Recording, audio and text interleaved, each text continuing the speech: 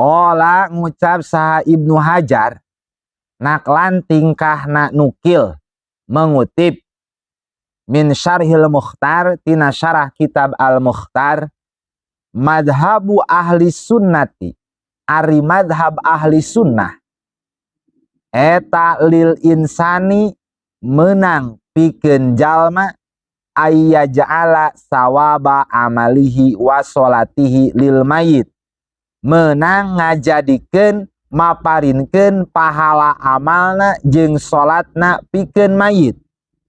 Amal didinya rek bacaan Quran, rek bacaan tahlil, tahmid, takbir, tasbih, sholawat, naon bae. Rek amal hade berupa pagawean atanapi sodaqoh, naon bae pokona mah amal hade jeung salat pahalana menang dijadikeun dipaparinkeun ka mayit.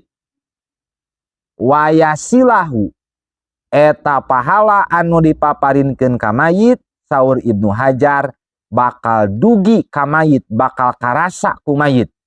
Kade pahala amal soleh urang, pahala salat urang jeung nu sanesna anu diisolkeun, anu didugikeun, anu dipaparinkeun ka mayit teh bukan berarti urang jadi teu meunang pahala, da pahalana dibikeun ka mayit.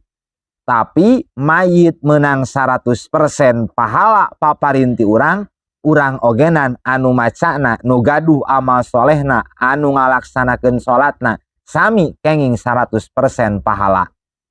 Wallahu a'lam bissawab.